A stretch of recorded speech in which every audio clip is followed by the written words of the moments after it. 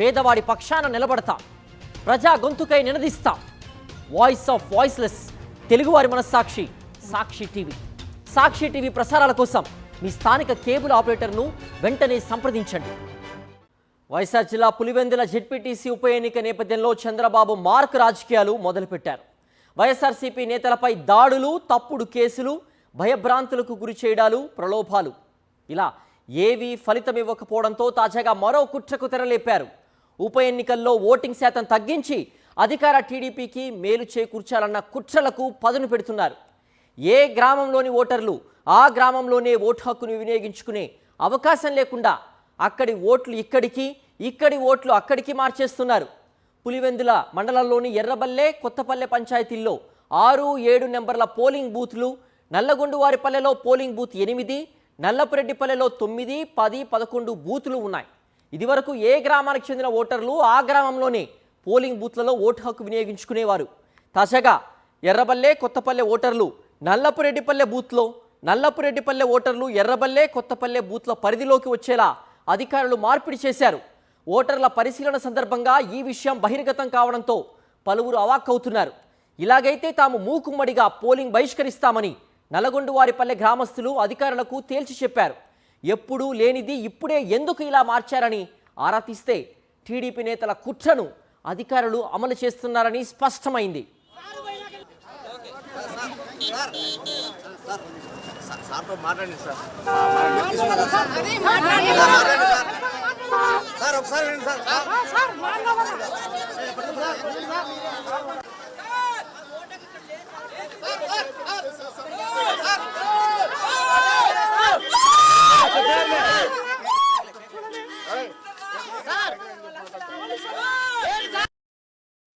Collector మమ్మల్ని కలవలేదు sir, అసలు వచ్చారు వెళ్ళిపోయారు అంతే. ఇది మాది నల్గొండవారిపల్లె గ్రామం. 2018 నుంచి మేము ఎలక్షన్లో ఇక్కడే ఓటేస్తున్నాం. మాకు బూత్ ఉంది. ఈ రోజు కొత్తగా వచ్చి జెడ్పీటీసీ ఎన్నికలకు నల్పిడిపల్లె దగ్గరకు వచ్చి ఓటేయమంటున్నారు. మేము ఎందుకు వేసాం? మా ఊర్లో ఓటింగ్ పెడితే మేము ఇక్కడ వేసాం, లేదంటే మేము అక్కడికి వచ్చే ప్రసక్తి ఉండదు. మేము పట్టించుకున్నాం. మాకు వచ్చి ఇప్పుడు చెప్పినారు కలెక్టర్ వచ్చాడని.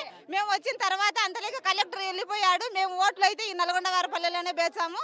నల్లపడిపల్లెకి అయితే అసలు పోము. ఇక్కడే ఉండి మా బూత్ లోనే మేమే వేయాలి. మాకు నల్గొండవారిపల్లెలో ఖచ్చితంగా మేము ఇక్కడైతేనే ఓటు వేస్తాము, ఎక్కడికైతే పోము. మేము కానీ ఇక్కడ వచ్చేనే వేసాం సార్. అక్కడైతే మేము భయం పోయి పల్లెకి పోయి అయితే కలెక్టర్ ఆర్డీఓకి చెప్పాము, ఆర్డీఓ వస్తారు, ఆర్డీఓతో మాట్లాడదాం డిఎస్పీ గారు చెప్తున్నారు.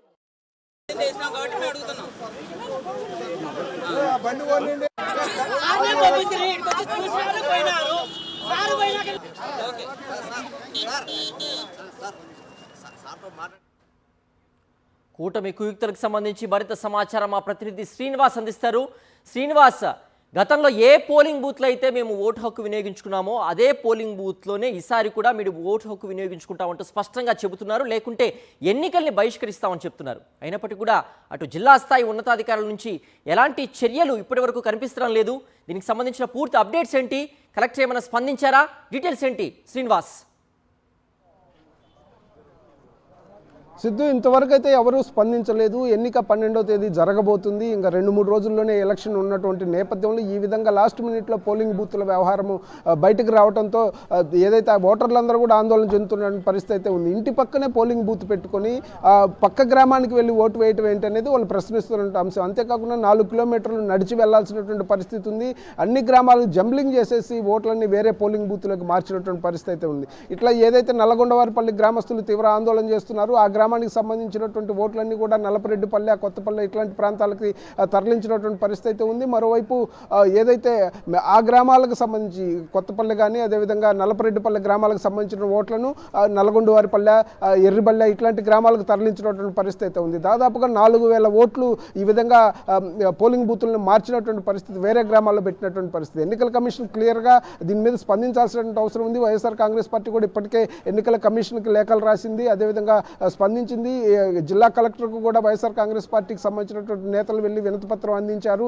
అక్కడ ఏదైతే ఎన్నికల కమిషనర్కు కూడా విజయవాడలో కూడా వాళ్ళు వినతిపత్రాలు ఇచ్చినటువంటి పరిస్థితి ఉంది. పూర్తి స్థాయిలో ఇది తీవ్రమైనటువంటి కుట్రగా వాళ్ళు పరిగణిస్తున్నటువంటి నేపథ్యం అయితే ఉంది. కావాలని ఈ విధంగా పోలింగ్ బూత్లు మార్చారు. 2018 నుంచి అదే గ్రామంలో అదే ఓటర్లు వాళ్ళు అక్కడే వాళ్ళ ఇళ్ల దగ్గరే ఓట్లు వేసుకుంటున్న నేపథ్యంలో కానీ ఇప్పుడు ఈ విధంగా మార్చడం మీద కూడా పూర్తి స్థాయిలో వాళ్ళు ఆందోళన చేస్తున్నారు. ఇది సరైనటువంటి విధానం కాదు.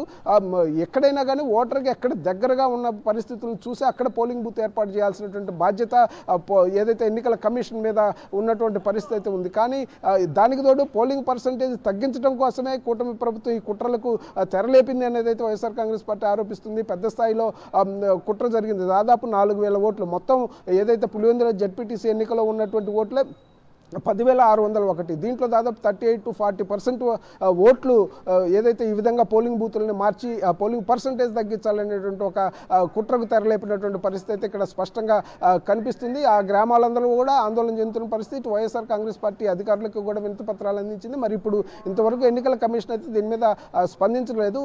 ఏ విధంగా స్పందిస్తుంది అనేది కూడా మనం వేచి చూడాల్సినటువంటి అవసరం ఉంది.